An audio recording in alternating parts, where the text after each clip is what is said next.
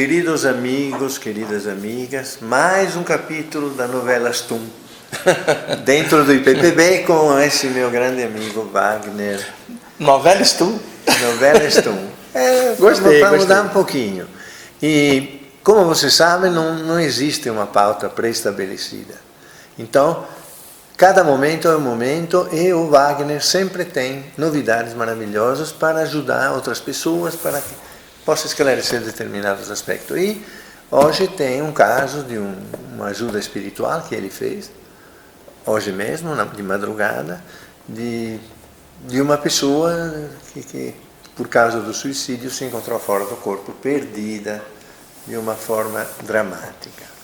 Então, teremos outros tópicos que estão aí escondidinhos. Estão aqui, ó. Está aí. E boa novela. Pronto. Pessoal, olá. Mais um Stum. A gente já está com um ano de programa praticamente. O Jefferson está ali atrás da câmera. Vamos completar um ano de programa. Não, já, sério? Sérgio? Mais de um ano. Um ano. Sério? Já agora em agosto. Vamos completar um ano, Sérgio. Com esse programa, que legal, né? Foi mais até. Bom, seguinte. Eu mandei de madrugada para o Jefferson e para o Sérgio um relato de uma assistência espiritual para uma moça que suicidou, vamos dizer corretamente, o corpo físico, porque o espírito não nasce nem morre, só entra e sai dos corpos perecíveis, mas ela causou a destruição do corpo humano dela por algum motivo que depois eu vou explicar para vocês. Então eu resolvi, cheguei aqui, comentei com o Jefferson e com o Sérgio, que seria legal eu passar esse relato até como uma forma de alerta, uma forma de esclarecimento consciencial dentro dessa área de estudos que a gente gosta tanto, a parte espiritual. E eu acho que passar um relato desse é uma contribuição também para estudantes espirituais que lidam com outras situações como essa. Quantos médiuns já viram isso? Já passaram por isso que eu vou narrar aqui. Quantos sensitivos no mundo inteiro, de áreas diferentes, passaram por isso que eu vou relatar aqui. Mas a nossa proposta aqui é deixar isso em aberto, né, Sérgio? Para que as pessoas, em geral, tomem conhecimento desse tipo de situação. Tá? E o objetivo aqui sempre não é a exposição nem da pessoa que foi ajudada, não é isso não. Eu sequer sei o nome da pessoa, não é isso. O objetivo é de esclarecimento geral, é de alerta, e daqui a pouquinho vocês vão ver, foi uma experiência muito marcante, muito bonita ao mesmo tempo, e nós queremos compartilhar isso com vocês. Bom, antes, quando eu vinha para cá, eu sempre trago algum bloco, algum caderno dentro da bolsa, porque às vezes me dá vontade de escrever. Por exemplo, em avião, ônibus, claro, né, na espera ali do aeroporto, da rodoviária, vindo para cá no carona do carro, escrevo alguma coisa, ideias que vão surgindo. E aí foram brotando essas ideias quando eu vinha para cá, Sérgio. Elas caíam pelo alto da minha cabeça, vinham caindo, e eu comecei a anotar. E aí, é claro, isso não é uma psicografia, isso são anotações que eu fiz a partir das ideias que foram pipocando na minha mente, mas eu tinha nítida consciência dentro do carro que elas entravam de fora para dentro, não era uma coisa que eu elaborava, simplesmente caía dentro, eu anotava, não sei a fonte, não sei a origem, isso não é importante.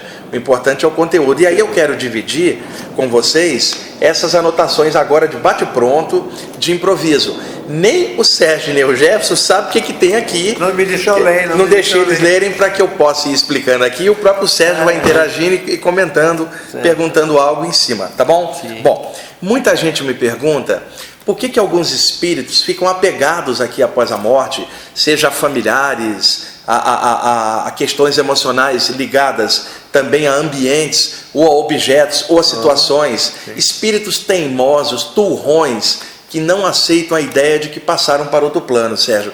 Muitas vezes, os mentores espirituais descem dos seus planos sutis, se condensam e tentam esclarecer esse pessoal, aplicando-lhes passe, entendimento, para passá-los para outro plano, para um tratamento espiritual e um posterior reconhecimento da situação e esclarecimento para que a evolução da pessoa siga em frente, né? Mas esse pessoal é teimoso, não aceita. Pode aparecer um cara como Buda, ou Jesus perto, ou Krishna, eles não vão ouvir. porque eles são turrões, são muito teimosos. Querem voltar para a Não, terra. e detalhe, Sérgio, muitos deles falam assim, eu não aceito que eu morri, eu não vou sair daqui, não adianta falar. Eles são teimosos pra caramba, são os mesmos que às vezes se manifestam mediunicamente nas sessões de desobsessão do espiritismo, nas sessões às vezes de descarrego da Umbanda, presos a magias e coisas pesadas, não conseguem desprender. Mas qual é o pano de fundo disso por detrás que faz a pessoa ser tão... rigidez mental. De ter tanta rigidez, o termo tá joia, né? Esse engessamento consciencial. Por que elas do lado de lá não aceitam a situação, abrem uma outra possibilidade e voa, sobe, né? Canta para subir, né? Como diria um amigo meu, vaza on. Sobe, vai, segue a evolução, vai ser feliz, né? Se você está com um corpo sutil que não envelhece, não precisa ir no banheiro, não precisa comer, entra na luz, vai ver outros horizontes, abre a consciência, vai para o infinito, né? Mas não, permanecem aqui, às vezes atrelados à aura das pessoas, são os encostos, passando às vezes sensações desagradáveis para as pessoas, inadvertidamente, né? Então, Sérgio, uma das palavras que caiu aqui é um motivo, justamente porque esse pessoal é assim lá. Esse pessoal é assim lá porque já era assim aqui. E eu vou explicar como. Quantas vezes numa discussão, Sérgio, Jefferson, uma pessoa vira e fala assim, não tem mais papo, não tem mais discussão, porque eu estou coberto de razão. Quando uma pessoa fala, estou coberto de razão, ela não admite qualquer outra possibilidade, porque ela acha que está certa completamente. Mas qual é o ser humano que está certo completamente em tudo, todo o tempo? Não existe essa possibilidade.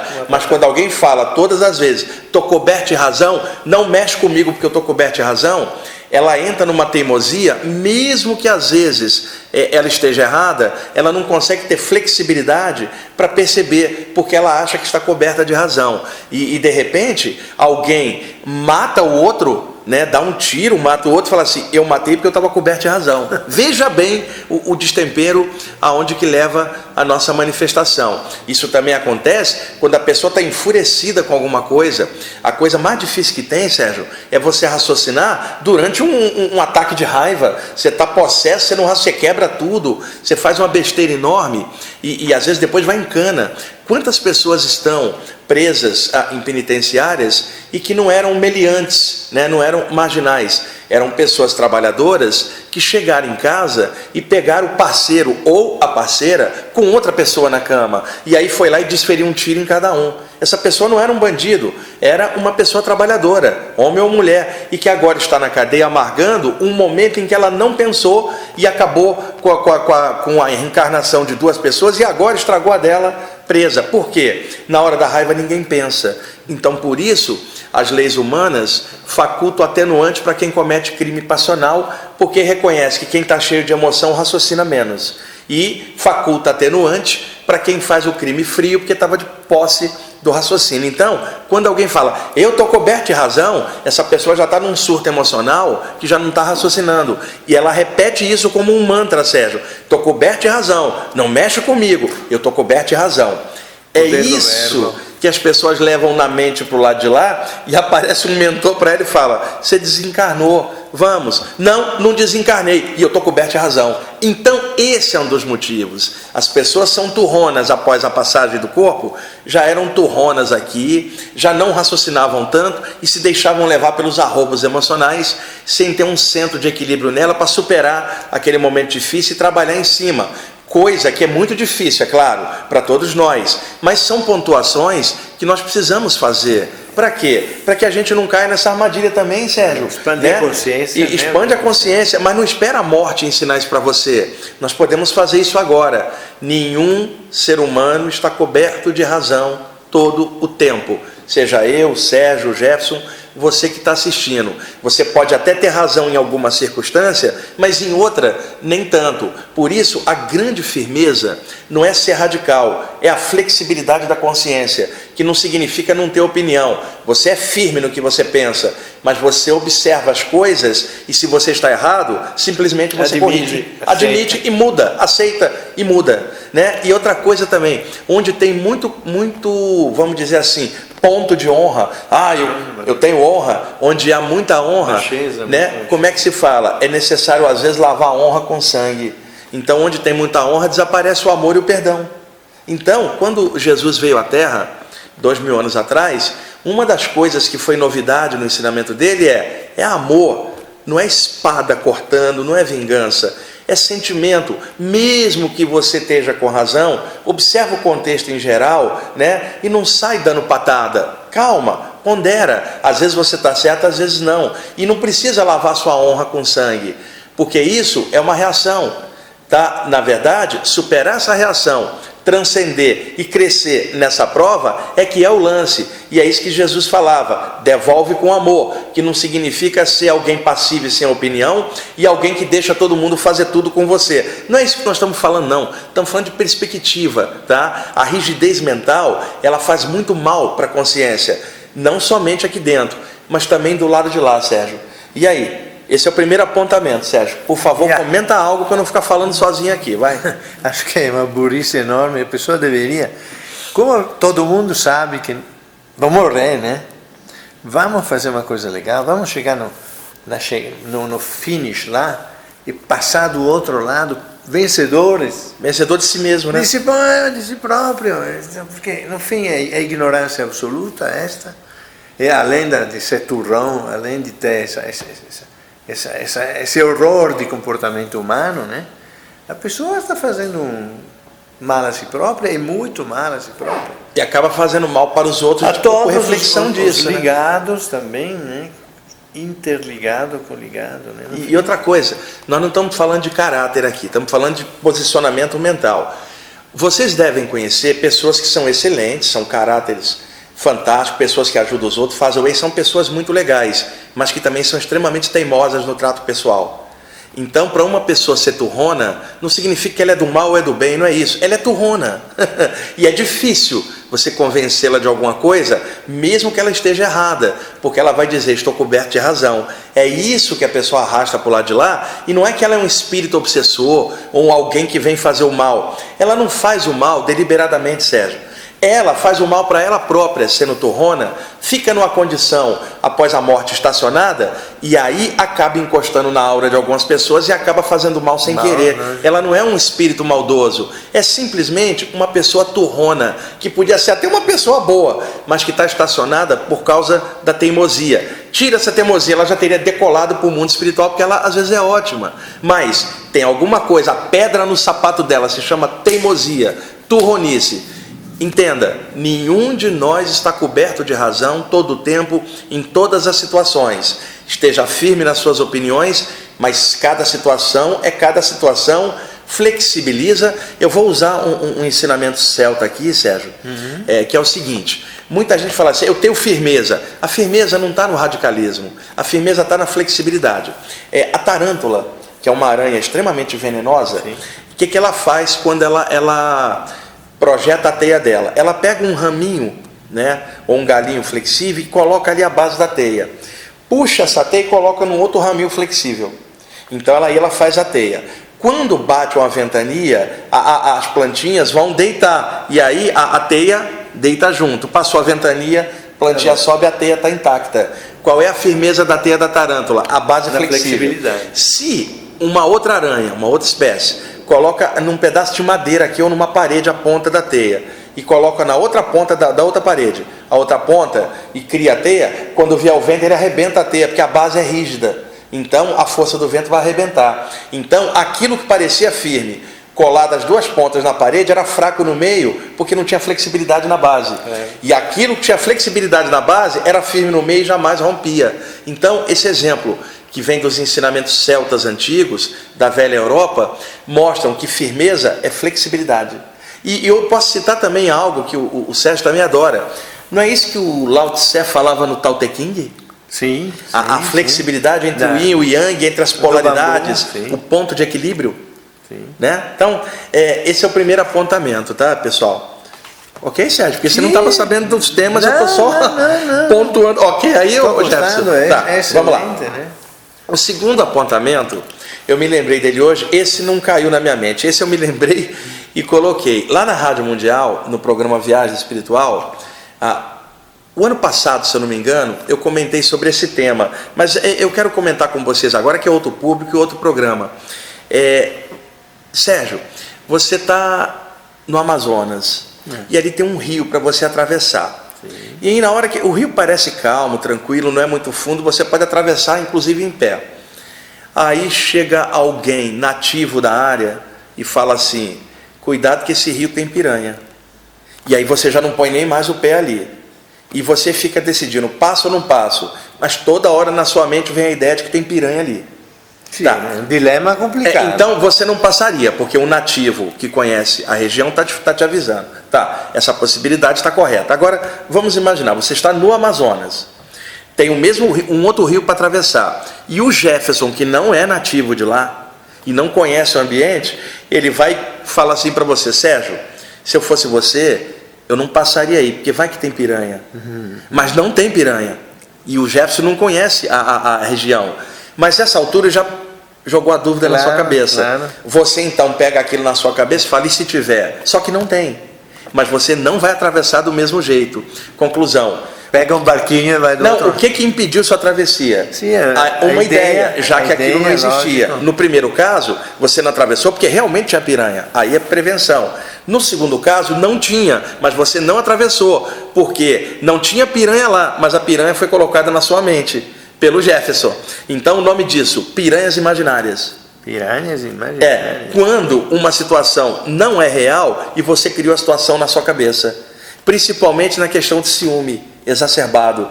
A pessoa que, às vezes, o parceiro ou a parceira não está aprontando, mas na cabeça da pessoa hiperciumenta, a pessoa está aprontando. Quer dizer, piranhas imaginárias, ciúmes de algo que às vezes não comporta a realidade. Eu não estou falando de algo que você foi traído, eu estou falando de algo que não há traição, mas na sua cabeça está lá a piranha imaginária.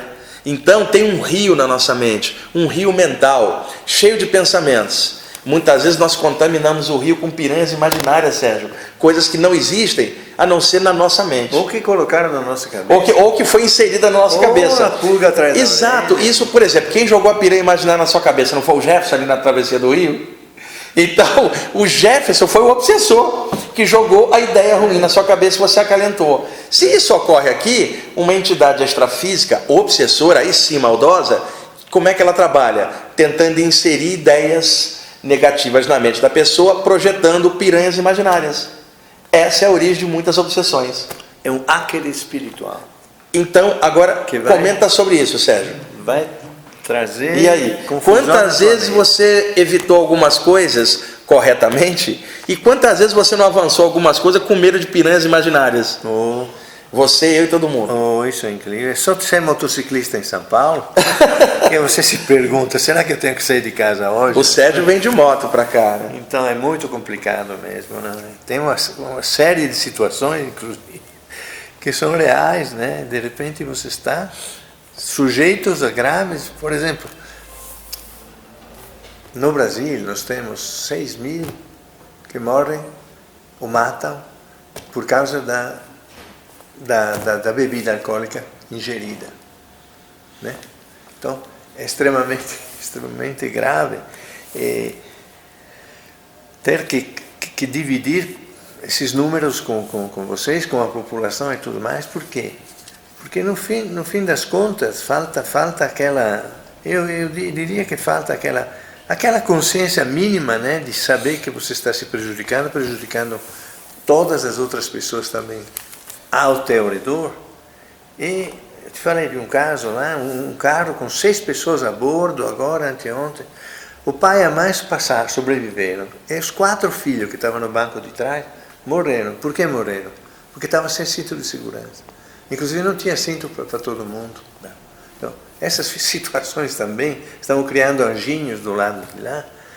São reais, estão aqui e nós não temos uma noção correta de sermos mais vigilantes, de sermos mais inteligentes, de diminuir a dificuldade que tem uma pessoa para entender que não pode dirigir bêbado. E no caso do alcoolismo, Sérgio, que é uma doença, é claro, é uma situação complicada, a gente não está aqui condenando nenhum alcoólatra, é só a constatação do malefício que daí decorre.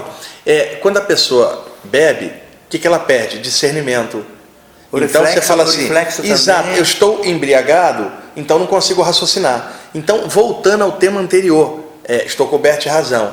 Uma pessoa, quando acha que está coberta de razão ou está presa de emoção, ela está bêbada de emoções, não de álcool. Ela também não raciocina e faz besteira igual a pessoa alcoolizada. Então eu chamei isso aí de embriaguez emocional. Quando a pessoa não toma álcool, mas toma emoção pesada a todo instante e perde o raciocínio e faz tanta besteira quanto alguém alcoolizado, né? E outra coisa que me ocorreu agora, viu, Jefferson? Jefferson está ali, o nosso mentor atrás da câmera. Uma coisa que me ocorreu agora. Uma pessoa com piranhas imaginárias, né, no seu rio mental, criando um monte de situações que na verdade não correspondem à realidade, ela precisa de tratamento, precisa de terapia, para poder combater isso e corrigir e equilibrar para que o seu rio não tenha piranhas imaginárias, seja um rio limpo, claro, um rio mental com pensamentos e mais clareza, né, mais consciência. Esta pessoa que tem piranhas imaginárias aqui embaixo, Sérgio, sim, que não trabalha isso e sequer admite isso, e aliás é aquela mesma que fala, eu não tenho isso, eu estou coberto de razão, juntando uma coisa com a outra. Quando ela desencarna, ela vai levar as piranhas imaginárias na mente dela para o lado de lá, vai dar trabalho para os mentores do mesmo jeito, porque ela não vai aceitar. Então nós temos aí dois problemas. Estou coberto de razão e estou cheio de piranhas imaginárias. Junta as duas coisas no espírito, você tem um cara turrão do lado de lá. Sim. Mas o que é isso? O reflexo de como as pessoas já são do lado de cá. Ok aí, Jefferson? Perfeito. Tá bom esses apontamentos? Você falou antes de uma série de pessoas que iam ser prejudicadas com suicídio e tudo mais. Agora, os próprios terapeutas também deveriam saber do que está realmente acontecendo ou está para acontecer com aquela pessoa. Sim, sim. E entendê-la, estar perto, ajudá-la de alguma forma. Eu penso sempre nos casos de depressão profunda. Depressão profunda é cada vez mais encontrada. Eu tenho amigo, conheço pessoas que estão nessa situação. E é um negócio parece que não é insolúvel. E a depressão tem várias causas, né? Desde causa química até causas psicológicas e até até causas espirituais, como a gente sabe também. Que são usados há um excesso continuamente de remédio em cima e é complicado mesmo. Agora, uma coisa é certa, ninguém está livre de passar por essas coisas. Nós estamos aqui embaixo na Terra encarnados para aprender a lidar com tudo isso também, né, Sérgio? Por isso que é importante. Sim, mas tem muita dor, tem muito sofrimento. Sim, por isso. Poderia ser evitado. Pode ser evitado. Uma situação diferente. Como é que chama? A inteligência emocional. No fim estamos falando de inteligência. O Piragini, que era o que falou que você é um santo, o grafólogo. Não, mas é verdade. Isso era a piranha imaginária dele. Não. Ele falava que a inteligência era a única coisa que numa personalidade não podia ser mudada. Ele falou, é como se fosse a placa-mãe do computador. Certo. Ele entendia também de computador. Então, é isso aí. Quando você troca a placa-mãe, você trocou o coração, trocou a cabeça, alguma coisa não serve. Então, há que lembrar que um indivíduo que tiver limitações graves de compreensão, de aprendizado, de memórias, né? Ele vai ser uma pessoa, infelizmente, não se fala bom ou mal, mas uma pessoa que não vai conseguir ter resultado dentro de uma limitação que é a da inteligência. Está aqui, será igual aqui. Mudará a personalidade, sim, se fortalecerá, outras coisas. Mas milagre não vai acontecer. Se a pessoa tem aqui 130 de QI, que eu discordo desse QI, sabe, com números. Eu também acho isso aí meio não, mas questionável. Tem o QI emocional, que é Sim. o QI emocional. Então, nós temos que divulgar que está na hora de aprender a viver com as emoções, com os sentimentos, que afinal de contas são ferramentas maravilhosas, faz um bem maravilhoso também, quando sabemos usá-la. Agora, se a emoção é tão terrível, é a mesma coisa da faca. A faca só serve para, normalmente, eu vou cortar pão, vou cortar carne, vou cortar isso aqui. Mas se a pessoa está translocada, vai usar. Eu era casado com uma pessoa bipolar, é verdade. Então, chamava-se na época psicose maníaco-depressiva. Então tinha os pontos altos, pontos baixos e tal. E eu tinha que tirar a ponta da faca, passava no esmeril, por quê? Para pelo menos fazer assim é uma coisa, fazer assim é outra. Né? Você entende? Cortar a ponta das facas. Por quê? Mas usar um pouco de inteligência e evitar que venha acontecer, por causa de um raptus, né, alguma coisa muito intensa, venha acontecer uma tragédia. Muitas vezes acontece. Quantas crianças são, às vezes, até jogadas pela janela, né? No caso do Nardoni, e outros casos que existem, que são maltratados, de repente. A emoção, na verdade, ela não é boa ou ruim. A maneira que a gente lida com ela é que pode ser boa ou ruim. A emoção é humana, a gente precisa aprender a lidar. É um o que fluxo acontece? de energia, Tudo né? isso aí é bipolaridade, depressão, uma série de coisas. Cada caso é um caso, desde coisa até precisa de um tratamento aqui médico, ou psiquiátrico, ou psicológico, até aquela outra ponta que precisa de um componente espiritual e um meio entre essas duas coisas, né? Por isso que o melhor remédio, independentemente da causa, é esclarecimento.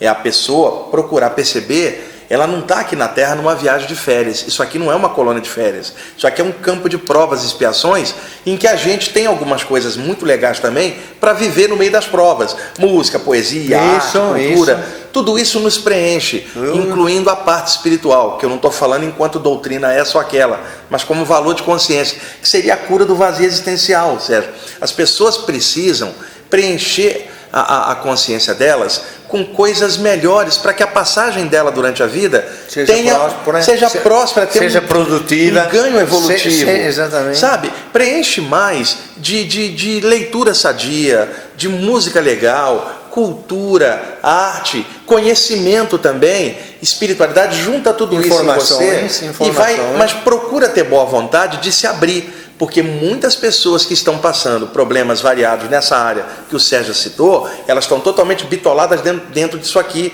sem nenhum horizonte. Por isso que o Sérgio está falando da necessidade de abrir, para que a pessoa possa perceber dentro do caso dela, seja psicológico, psiquiátrico, físico, ou espiritual, mental, ou emocional, que ela perceba que todo ser humano é assim, e nós estamos aqui para aprender a lidar com isso. Por isso que é legal a gente trabalhar com temas conscienciais, porque permite preencher a consciência da gente, preencher esse vazio existencial, que talvez seja o pano de fundo real da maioria dos problemas que a gente tem aqui. É o ócio, a pessoa não tem o que fazer de importante, de interessante, de proveitoso, não tem jeito. E aí o resultado? Piranhas imaginárias, prejudicando o raciocínio, ou estou coberto de razão.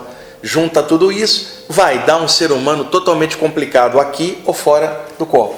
Bom, podemos passar para outro apontamento, Sérgio? Eu quero falar uma coisa importante, porque me veio por causa da doença da mulher, que ela curou. Demorou 40 anos, mas resolveu. E como é que aconteceu? Bom, eu traduzi uma matéria muito interessante de medicina tradicional chinesa. Nessa matéria, falava como resolver o problema da bipolaridade ou da psicose maníaco-depressiva em pouco tempo. O que se faz? Meditação, alimentação, exercícios, aprendizado de técnicas manuais, por exemplo, tudo coisa simples. Então, as pessoas eliminar a bebida alcoólica, parar de fumar. Então, todas essas coisas são coisas que a pessoa pode fazer desde que ela queira, tenha vontade de fazer essas coisas. Morando na história, é real que essas pessoas são as pessoas que matam e se matam. Tá? Mata e se mata. Ela tentou se matar um par de vezes. Então, essas coisas são daquilo que você falou. Talvez essa mulher tenha entrado em depressão. Talvez essa mulher seja uma psicótica, maníaco-depressiva.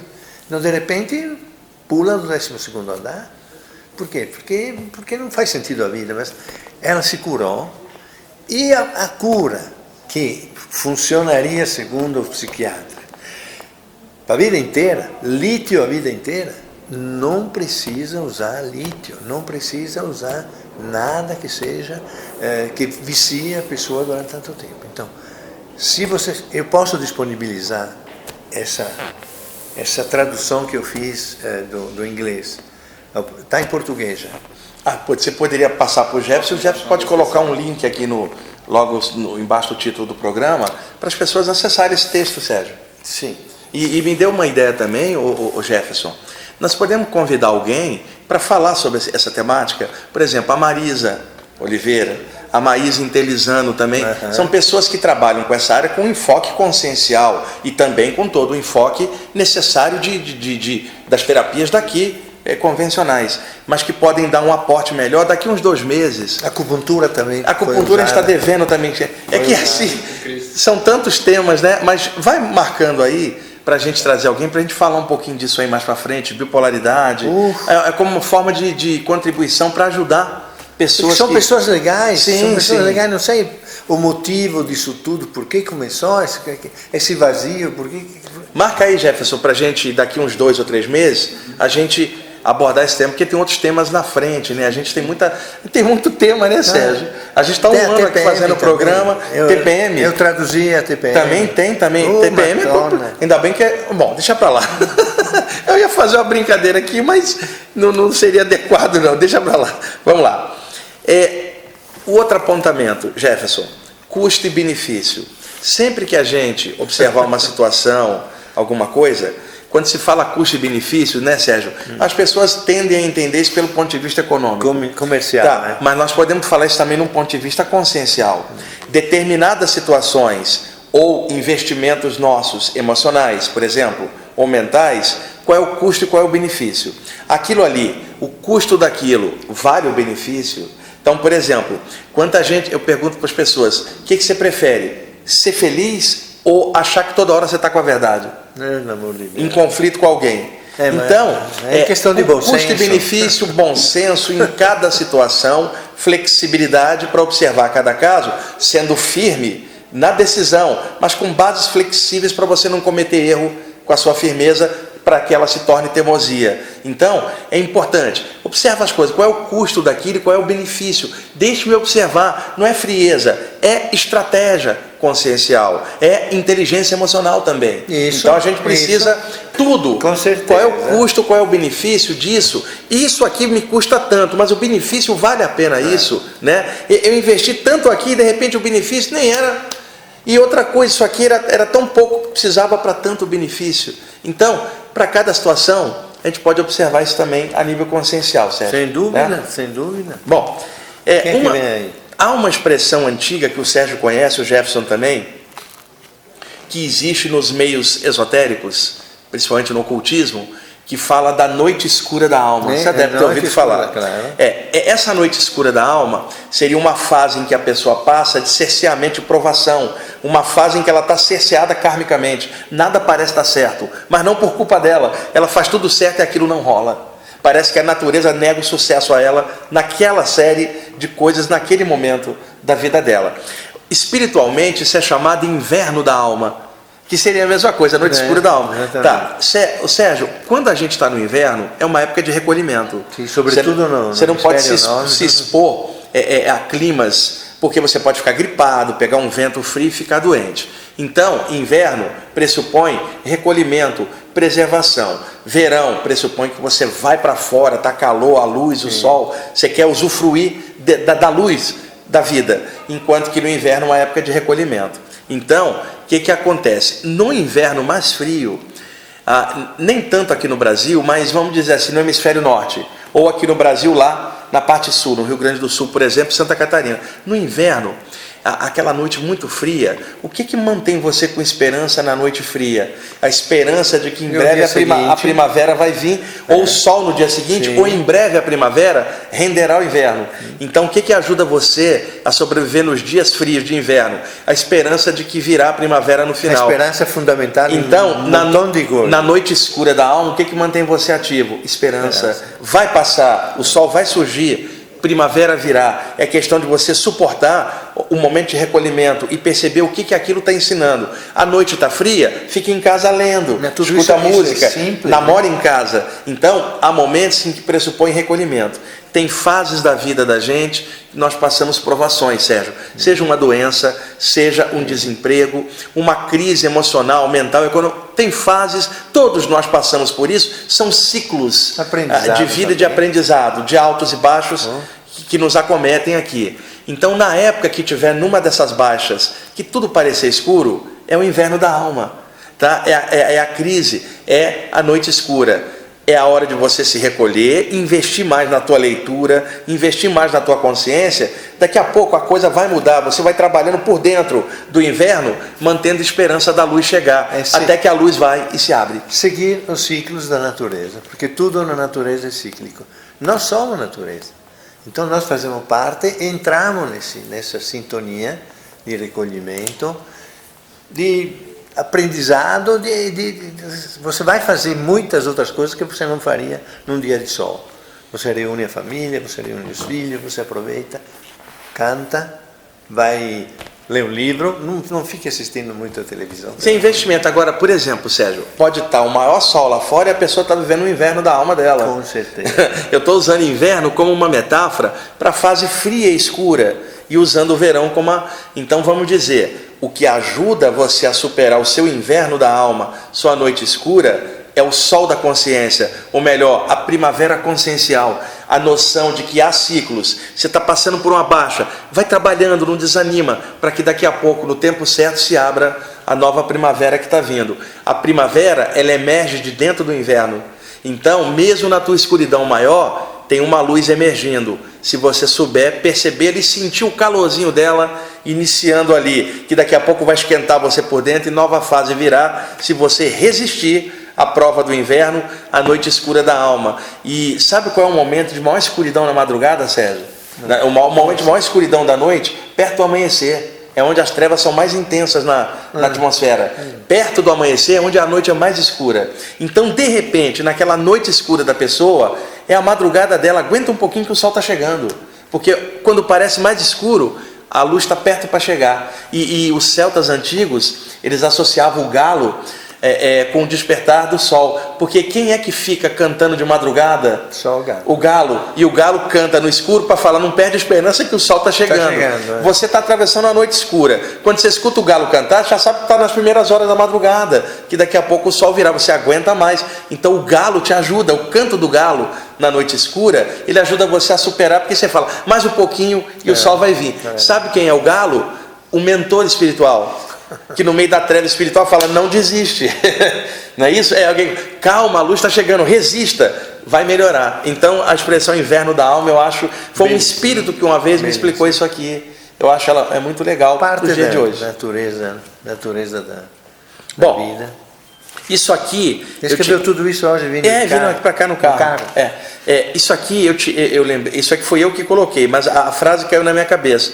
É uma frase bíblica, se eu não me engano, está no Eclesiastes, por parte do pregador, que era um pseudônimo, que o pessoal acha que era o sábio Salomão, sob pseudônimo pregador, mas não há confirmação disso. Mas ele usava o pseudônimo o pregador no Eclesiastes. Então ele dizia assim, que é uma coisa muito importante para nós todos. Há um tempo para tudo. Existe um tempo de semear, existe um tempo de colher. Sabe? De novo são ciclos da natureza. Exato, há um tempo para tudo. Então tem o tempo de recolhimento, tem o tempo de exposição.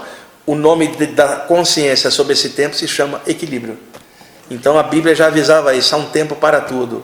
Então não podemos exigir que uma fruta verde seja igual a uma fruta madura. Não podemos pressionar outra pessoa que está verde para que ela seja madura. A gente tem que entender os tempos. Tem gente verde, tem gente amadurecendo e tem gente madura. Então, se eu fizesse uma escala, a gente madura são os sábios, que a história humana tem tantos exemplos aí. Os que estão amadurecendo, nós todos. Tá? E os que estão verdes são aqueles que sequer ainda perceberam qualquer coisa além do seu próprio ego e sua arrogância, ou seu mundo íntimo, não tem noção de mais nada. Outros estão amadurecendo e outros estão totalmente maduros. Nós estamos em transição do verde para o maduro, nós todos. Há um tempo para tudo. Vamos lá. Isso aqui o Sérgio vai gostar. O Sérgio vai gostar e o Jefferson também. É uma frase, mas ela resume tudo.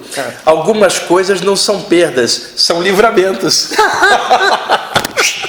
Liberou geral. Algumas coisas que a gente chora e que parece perda, pode ser objeto, pode ser pessoa, pode ser situação. Pode ser a morte. Na hora, inclusive a ideia da morte pode ser uma perda, mas que na verdade pode ser um livramento de uma situação que mantinha você estacionado consciencialmente ou evolutivamente. Transformação, mudança. Então eu achei isso aqui, algumas coisas não são perdas, são livramentos. Então muitas vezes, coisas que nós choramos, achando que nós estávamos... Isso aqui, se você Anotei isso aqui. Chegou. Anotei isso aqui. Muitas vezes, na nossa vida, nós choramos achando que perdemos algo, isso ainda mais a partir de emoções, não é? Em relacionamentos, e de repente o tempo passa e não era nada daquilo. Você de repente cresceu com aquela prova da perda, se é que é perda em alguma coisa, né? São estágios, mas algumas coisas não são perdas, são livramentos, e a gente às vezes está chorando quando era para estar soltando fogos. E isso acontece em várias situações, né? A gente tem que tirar aprendizado de tudo, tá bom? Vamos lá. Isso aqui é importante, Sérgio. Algumas pessoas são como portais espirituais. Sim. Cada um tem uma aura, um campo energético. Quando nós nos relacionamos, nós trocamos a energia um com o outro. É um portal com um portal, um ser vivo. Sim. Tem gente que é portal de luz. Estar perto dela nos ajuda a evoluir, nos ajuda a crescer. Igualzinho, se você estiver perto do sol, portal de luz. você vai ter um calor que vai te ajudar no inverno da alma. O maior que eu conheço é ele. Não. Agora, ele sabe do que está falando. Existe também o portal negativo. Pessoas que você chega perto e perde toda a tua energia. Parece um buraco negro. Ela puxa você para dentro e atola você. Então existem companhias que são portais de luz e existem companhias que são portais de trevas. Aí nós vamos cair naquilo lá atrás, custo e benefício da escolha de cada companhia. Temos que conviver com todo mundo, mas eu estou falando aqueles que você puxa para cá. É um buraco negro, não é um sol. Isso aí é do foro íntimo de cada um, mas quem vem aqui para dentro precisa trazer luz e contribuir no custo e benefício para a tua evolução. E você para da pessoa. Agora, no mundo nós convivemos com todo mundo, e você tem que conviver com todo mundo sem julgar nada, trabalhar. Estou falando a nível de troca íntima. Você está trocando o teu portal com que portal? O custo e benefício disso, é trevas ou é luz? Isso aí é muito importante. E qual era o conselho que nossos pais nos davam na infância? Não ande em má companhia. Sim, claro. E às vezes nós tentamos ensinar isso para os nossos filhos, e às vezes nós mesmos não fazemos isso. Então, não é preconceito contra ninguém, você tem que conversar com todo mundo. Tá? Eu desço lá no meu bairro, converso com todo mundo, Sérgio. Não me importa que a pessoa é, eu converso com todo mundo. Eu converso com os caras na rua. Exato. Agora, tem uns amigos lá, Zé da esquina, o Zé do Minhocão, tem um monte... Tem agora, um monte de Zé. E você está conversando com todo mundo, não é fazendo favor a ninguém, não, é relacionamento natural. Mas também fazendo um favor legal isso. Não atrapalha muito, não. Mas é legal que isso seja natural. Não, lógico. Né? Agora, o que acontece? Estou falando para quem você traz aqui, sabe? Quem deita com você, quem convive com você, qual é a troca que está havendo, a luz ou trevas em cima disso, e observa o que é que faz com o discernimento. Lembrando, há um tempo para tudo. Vou citar a Bíblia de novo. E outra coisa, alguns ambientes são como se fossem filiais do umbral, do plano astral inferior, alguns ambientes. Por exemplo, Sérgio, o que é... Discoteca. Não, vamos pegar uma coisa mais amarga, mais venenosa. O que é um grupo que faz magia trevosa contra os outros? Um pedacinho do inferno, do astral inferior na Terra. Aquilo ali é uma filial do umbral. Sim. Tá? Imagina um ambiente onde se tramam coisas sórdidas, né, em relação aos outros. Por exemplo, o ambiente político do Brasil. Claro, eu não estou falando de partido esse ou aquele, estou falando não falar ambiente nomes. Político em conjunto. Não tem nome nem partido, todo mundo sabe. A corrupção que graça na política. Nós temos muitos exemplos de pontos na Terra. Hoje, em alguns momentos, a própria mídia de comunicação se torna veículo de coisa trevosa muitas vezes. E isso em seus vários níveis. Tá? Você quer uma coisa mais imbecilizante do que alguns programas de TV que passam pelo amor de Deus, em aberto, sendo que as televisões teriam condição de melhorar o nível cultural da população com programas. E eu não estou sendo paladino de verdade, não é isso não. É facilmente constatável. Né? A programação de TV que a gente tem, principalmente aberta, sabe? A complicação que é. Então, nós temos muitos pontos aqui na Terra que, na verdade, são pequenas filiais do umbral, cerceando a evolução da humanidade aqui embaixo com seus veículos. E nós temos que estar atentos a isso e conscientes para que a gente não esteja também dando força para isso e, pelo contrário, a gente possa não ser afetado por isso e, ao mesmo tempo, ainda crescer. Mas é muito importante falar isso, né? Bom, o que mais? Algumas músicas são majestosas, como o programa que a gente fez com o Auro. Música majestosa faz você pensar no infinito, faz você lembrar do eterno.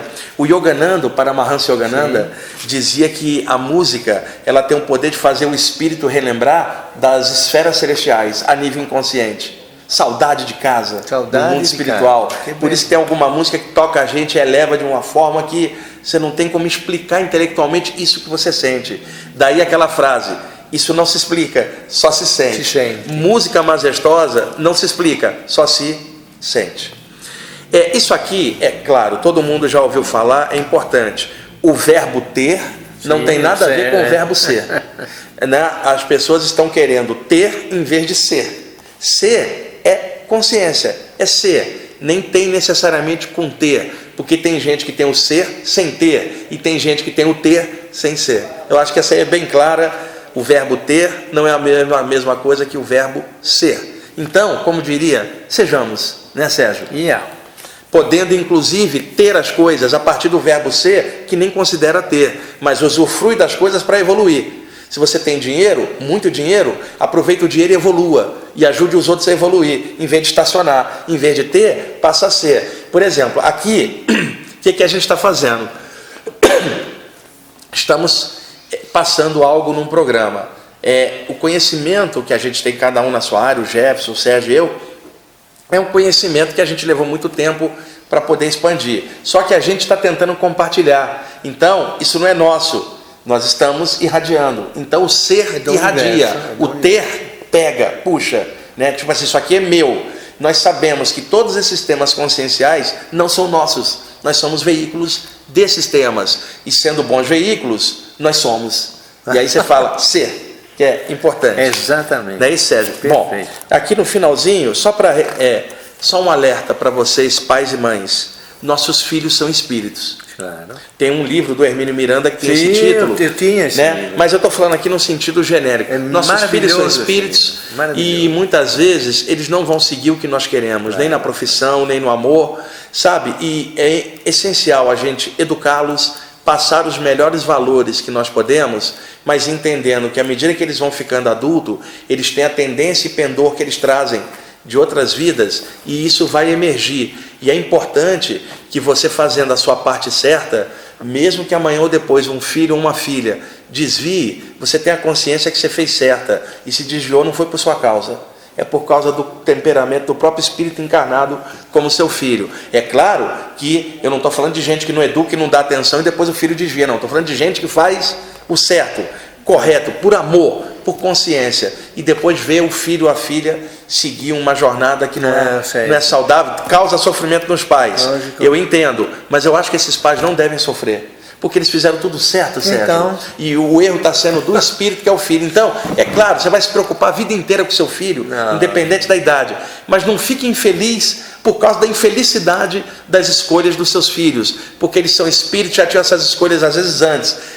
Fique consciente de que você fez o melhor. Preocupe-se com o filho, ajuda no que puder, mas você não pode ficar deprimido por causa do erro dos seus filhos, como escolha de casamento, de vida, que você não concorde. Você fez o certo e a vida é deles. Não se deprima por causa dos seus filhos. Não. Eduque-os, faça o certo, se preocupe e ajude-os. E todas as vezes que eles te buscarem, ajuda, né? Mas entenda, cada um é responsável pelo nível de consciência de si mesmo, cada um é responsável pela sua própria vida, seus pensamentos e sentimentos, cada um tem que ser responsável. E às vezes nossos filhos podem ter pensamentos e sentimentos que a gente às vezes acha que, e pode ser achismo como pode ser verdade, mas o importante, feita a sua parte, totalmente consciente, foi responsável, foi amoroso, procurou fazer o melhor possível nos valores que você tentou passar, não fica deprimido não. A vida dos seus filhos não é a sua, e você também já foi filho de alguém. Então, faça o seu melhor e seja feliz, independentemente das escolhas das pessoas que você ama. Elas têm as escolhas dela. Inclusive, alguém que saindo dessa área, alguém que ama alguém, esse alguém pode escolher ficar com outra pessoa e não com você. Você vai ter que aceitar. Tem coisa que temos que usar bom senso. Sim. Tá? É o amor incondicional. Há um tempo para tudo. Pais e mães, amor incondicional pelos filhos, faça tudo por eles. Mas tem uma coisa que vocês não podem fazer: ficar deprimidos por eles, porque aí vocês perdem a chance de ajudá-los, porque vocês mesmos estão precisando de ajuda por estarem mal, não conseguem fazer bem nenhum, nem para os filhos. Eu tenho 2 filhos, graças a Deus, são bem melhores que o pai. Oh, que sorte, né, Sérgio? Eu tenho 2 filhas. né? Não, A Helena e a Maria Lúcia. Você é hors concurso, não vai. Já com 20 e poucos anos. E eu não acho que elas são melhores nem piores. Elas estão na lida da vida, são dois espíritos com as escolhas dela. E eu, como pai, sempre procurei fazer o melhor que posso. Mas tomara que os nossos filhos sejam sempre melhores que nós. Isso aí é o que eu gostaria muito. Mas isso não é tão importante. O importante é que nós sejamos melhores com nós mesmos e com nossos filhos. Tá? Para que eu tenho visto muita gente triste por causa da jornada ruim dos filhos, sendo que são pessoas excelentes que fizeram tudo o que podiam. Então aí você teria o filho complicado e os pais complicados. O que eu estou dizendo? O filho pode ser complicado, os pais têm que ser descomplicados para ajudar a descomplicar o filho. E para isso eles não podem ficar ruins, depressivos, com o erro do espírito que é o filho deles no momento, porque eles têm que estar bem para ajudá-lo. Eu tenho visto muitos pais tristes, Jefferson. Para dar um exemplo. Em relação, e hoje está tão difícil as coisas. Por favor, não fiquem assim não. Façam o melhor possível. Vocês vão sofrer, é claro, com as coisas, mas usa discernimento e consciência. Faz o seu melhor. E outra coisa, não são só seus filhos que são espíritos. Vocês também. Agora, dá tempo ainda, Jefferson, de eu ler o texto, por favor? Porque a gente acabou se alongando nas anotações, mas eu acho que é legal, né? Chegar aí de bate-pronto. Você manda. Não, quem manda é o Jefferson que está ali. Não. Seguinte, pessoal, ontem, de madrugada... É o chefe. Mais evoluído, velho. Eu estava sentado no meu computador, trabalhando. Eu trabalho bastante de madrugada. Estava às 3 da manhã. Acertando alguns textos lá. Apita lá, 3 da manhã. Quando o texto dele. Eu comecei a sentir um choro, Sérgio. Uma moça. Eu não senti o choro por fora, nem no canal auditivo. Era dentro do meu coração. Era como se ela estivesse chorando aqui dentro. Aí eu fechei os olhos, o computador ligado. Eu tenho um Macintosh grande, eu trabalho com ele. Fechei os olhos, eu não conseguia ver aqui, mas tinha uma faixa de luz branca saindo da área peitoral, da área do chakra cardíaco. Ela saía de mim e sumia assim no meio ambiente da sala. Aí o que eu percebi espiritualmente? Que através dessa faixa de luz, ela finalizava no chakra cardíaco de um espírito, que era uma moça que tinha suicidado e que estava no ambiente do cemitério, apegada, presa. Não sei quem é, não sei o nome dela, não sei se tem cabelo curto ou comprido, loura ou morena. Eu não a vi, eu sentia a consciência dela aqui. Os mentores espirituais interligaram ela lá no ambiente onde eles estavam dando assistência, a mim através de um facho de luz branca, do meu chakra cardíaco por dela. Então, eu sentia ela e ela me sentia, mas ela não me via nem eu via ela, mas nós dois sentíamos um ao outro. Era importante ver. Então, aí eu percebia mãos invisíveis aplicando passes nela, e aí eu tive a intuição de que eu precisava conversar com ela enquanto os mentores aplicavam passe. Nem sempre uma assistência espiritual é só chegar e projetar energia. Existe o esclarecimento, a conversa, e essa comunicação nem sempre é técnica, tipo assim, você desencarnou, está num corpo espiritual. Às vezes é uma conversa emocional, cara. Ali naquele momento, aquele espírito, aquela moça que suicidou o corpo físico e que estava numa condição ruim, e veja, esse é um caso específico, tá? O tema do suicídio é muito vasto. Essa moça naquela condição, ela não precisava de um anjo, nem de um ser espiritual evoluído, ela precisava de um ser humano conversando com ela na hora da passagem, precisava de alguém conversando num nível emocional daqui. Tem horas em que um ser humano, no contexto, é mais útil do que um anjo. Naquele contexto, agora num nível mais alto, é melhor um ser de luz, mas aqui embaixo, entre planos, às vezes uma conversa entre pessoas vale mais do que um esclarecimento consciencial técnico, né? E eu, como médium sensitivo, anímico, mediúnico, esses anos todos, quantas vezes eu passei por isso, mas em alguns momentos, Jefferson, o espírito, para passar por um portal de luz e receber ajuda, ele está tão denso que não tem como, então você precisa interligar. Vamos dizer assim, o médium é o roteador. O roteador para não deixar o sinal cair enquanto a mensagem vai passando. Sei lá, enquanto o programa vai subir, nem dirá descendo, subindo, fazendo upload. Está mantendo o sinal. Fazendo upload. E aí o médium mantém o sinal até fazer o upload. Vamos chamar assim, né? Então, eu escrevi o que eu falei com ela na hora em que eu estava falando com ela, porque não era uma coisa intelectual, era coisa aqui, pelo fast luz. E eu aqui comecei a escrever tudo que eu falava para ela, eu fui escrevendo, porque eu senti que era importante registrar e compartilhar isso para outras pessoas. Quantos médios já passaram por isso, quantos sensitivos, não é novidade. Eu só quero passar em aberto, porque foi uma assistência em que o teu coração vira o portal, de alguma forma junto, e a conversa bem humana, bem bacana, que é isso que eu vou agora narrar para vocês. De coração a coração com uma alma sofrida, é o subtítulo que eu botei. Então vamos lá, o que eu falei para ela, vamos dizer de coração a coração. Querida, eu escutei o seu choro em meu coração. Você pensa que perdeu sua vida, mas eu lhe digo que não. Você saiu do seu corpo abruptamente, e eu sequer sei porquê. Mas quem sou eu para julgar os seus motivos? O que me compete é ajudá-la em sua nova condição vital. E por isso, os meus amigos espirituais interligaram nossas energias. Eu não sei onde você está agora, só sei do seu choro em meu coração. Assim como eu sei que a vida continua e que você será acolhida com carinho. Sabe, tem uma faixa de luz branquinha nos ligando por entre os planos. Eu sinto o seu sofrimento. E você, sente o meu coração no seu coração? Há algo mais, um amor e uma luz, e é isso que eu quero lhe passar. A assistência espiritual que você está recebendo vem do alto, não é minha. Eu não tenho a capacidade de transmutar a sua dor, eu só posso intermediar isso. Mas, enquanto isso, eu posso conversar com você, de coração a coração, e assim o alto vai fazendo a sua redenção, que também é a minha, com certeza. Sim, querida, estamos ligados por um amor e uma luz, porque há algo mais. Você sente essa brisa sutil acariciando o seu rosto e secando suas lágrimas?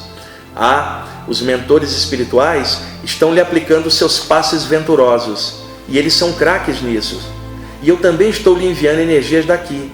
Sabe, eu estou escutando lindas canções em meu lar e pensando em você. Porque na hora eu estava escutando música, né? Eu adoro trabalhar escutando música. Porque eu sei do poder da música e dos sentimentos que viajam no invisível. Agora eu sei porque me senti tão feliz na noite de hoje. Era por sua causa. Sim, era para compartilhar algo bom com você, mesmo à distância. O contentamento que senti era o carinho dos mentores descendo em mim, para que isso chegasse até você, para nos ligar em espírito e verdade. Querida, deixe-me guiá-la nessa viagem. Vá com meu coração. Se deixe levar nesse amor e nessa luz, nesse algo mais. Eu a acompanharei nas asas da prece e no bojo dessas lindas canções. Entre nesse rio de estrelas e vá banhar-se no templo das águas curativas. E quando estiver melhor, recomece sua jornada, sem peso e sem dramas. É hora de ir. Então, aceite isso e solte-se. Voe bem, com amor e luz, pois há algo mais, sempre. E obrigado por me permitir tocar o seu coração. A vida continua, ainda bem, e a assistência espiritual também. Querida, boa viagem. E para complementar, depois que eu senti que eu fui desligado dela e que ela finalmente passou, eu escrevi isso aqui para complementar. Às vezes, a luz bate na nossa cara e reflete para os outros.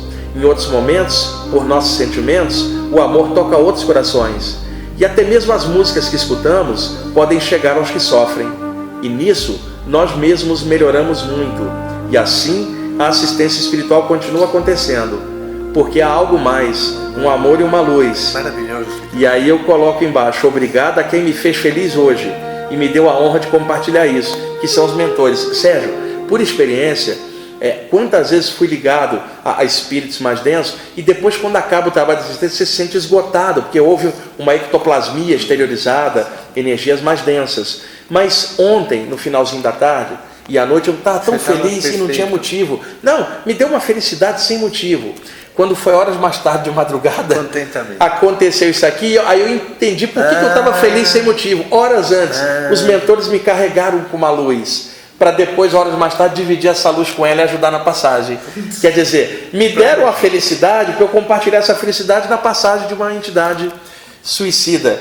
E aí depois, quando acabou, eu estava mais energizado do que antes. Fui dormir de manhã, de tanta energia que eu fiquei, né? Uma assistência que não me esgotou, ela me deixou cheio de energia. Por isso que eu queria compartilhar isso. É um toque humano de assistência espiritual, dando humanidade nessa passagem, e tomara aí que a nossa amiga esteja já tirando uma soneca do lado de lá para descansar sua mente. Não é o sono físico, descansar a mente, reciclar a vida que passou, tocar a vida, eventualmente ela vai enfrentar as provas dela em outra encarnação, isso não me interessa. Interessa é hoje, que ela esteja bem, que ela se recupere, tenha a redenção que ela merece, toque a vida porque não está morta de jeito nenhum, a vida vai continuar, e é esse um dos objetivos do programa da gente, né, Sérgio? Levar um pouquinho de luz nesse mundão aí tão caótico.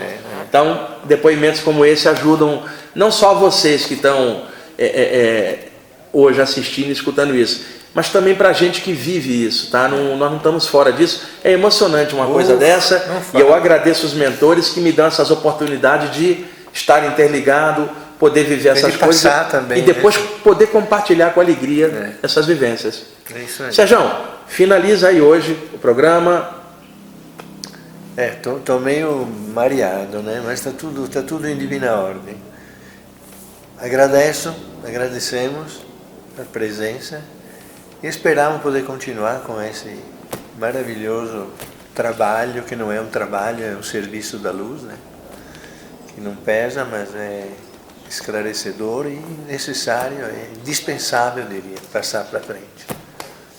E obrigado não só aos mentores aí que ajudam a gente, Sérgio, mas ao nosso amigo Jefferson, que é o nosso amparador ali do programa, que ali sem aparecer, cuida de tudo, depois vai renderizar a gravação, dá um trabalho, fazer o upload, e sem ele a gente não teria como fazer isso, né? Sabe o que podiam fazer? Tirar uma foto e ele vai postar a foto também dentro aqui do Jefferson. Então, vamos fazer o seguinte, o Jefferson depois edita, tá? O Jefferson vai vir aqui, vai tirar uma foto aqui, depois vai deixar aí no finalzinho, sei lá, não sei como ele vai fazer, ou botar na abertura do programa, sei lá, no finalzinho. Tá bom, gente? Então a gente vai tirar uma foto aqui com ele, porque merece, sem ele a gente não poderia fazer, tá passando isso aí. Ele tem um trabalhão danado, e não é só isso, ele tem um trabalho dele, tá? Tem os outros programas que ele também faz com a gente. E aí é bem legal a gente sempre reconhecer quem merece, quem está trabalhando. Sem ele não estavam aqui. E muita gente que merece não aparece. Seja mentores invisíveis que nos inspiram, nossos colegas aqui do IPPB, sabe? E vocês também que assistem aqui o programa, que compartilham com outras pessoas. E aí a gente vai passando uma irradiação de informação que não é doutrinária, não é impositiva. É simplesmente compartilhamento. E se fizer bem para vocês, a gente vai ficar bem contente, tá bom? Verdade. Sérgio? Obrigado. E Jefferson, não vai correr da raia, vai vir aqui para tirar uma foto. Vamos lá. Até mais, pessoal. Botafogo, hoje o Sérgio está falando que é o seguinte, nós estamos gravando o programa quarta-feira, dia 2 de agosto. Hoje tem Botafogo e Palmeiras no Engenhão, no Rio de Janeiro. O Sérgio é palmeirense. Não, eu sou botafoguense. O Vitor que trabalha com a gente é palmeirense. O Jefferson é São Paulino, O Jefferson é São Paulino. Então hoje vai ter Botafogo e Palmeiras, e o Sérgio mencionou, o Sérgio é palmeirense daquele, não vou dizer roxo, verde. Eu joguei basquete no Botafogo. Jogou basquete no Botafogo? Em 1966. É verdade, você já contou isso. Então, não vamos torcer para dar empate, não. Não. Tomara. É que o Botafogo está na Libertadores, está com outro foco, né? Então, mas vamos lá. Gente, obrigado aí pela audiência. Até mais.